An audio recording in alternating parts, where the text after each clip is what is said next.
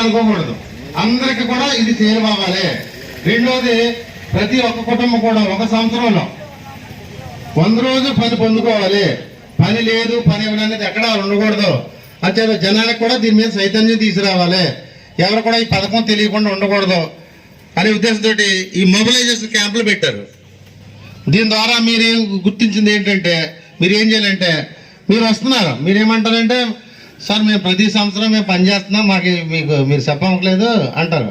మేము ఎందుకు పెడుతున్నామంటే, మీతో పాటుగా ఇంకెవరైనా మీ కుటుంబాల్లో కానీ, మీ పక్కన మీ వీధిలో కానీ, మీ గ్రామాల్లో కొంతమంది తెలియక ఎవరన్నా ఉన్నా వాళ్ళకు కూడా పనులు, అంటే పని ఉంటే పర్లేదు, ఎప్పుడు కూడా వ్యవసాయం పనికి ఇది ఇబ్బంది కలగకూడదు.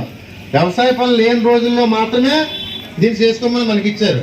అంచేత ఎవరైనా పని చేయడానికి సిద్ధంగా ఉండి పని లేక ఖాళీగా ఉండకుండా మీకు తెలిసిన వాళ్ళు కూడా మీరు తెలియజేసి అందరూ కూడా ఈ పథకాన్ని ఉపయోగించుకుని ఒక కుటుంబం ఒక రోజుకి 307 రూపాయలు అనేది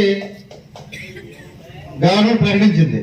కాకపోతే మనం చేసిన అంటే పనిలోకి వెళ్ళి కనుక్కున్న వాళ్ళందరికీ 307 రూపాయలు ఇమ్మని కాదు, ఒక కొలత ఉంటుంది. ఆ కొలత ప్రకారం మనం చేసినట్లయితే ఖచ్చితంగా 307 రూపాయలు వస్తాయి. ఒకసారి మీరు ట్రై చేయండి. మాకు ఒక వారంలో ట్రై చేయండి, ఒక గ్రూపు లేదా అన్ని గ్రూపులు.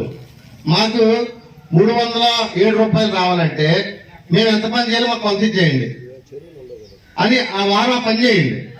ఆ పని చేసి ఆ టీఏ వచ్చిన దగ్గర కొలిపించుకోండి.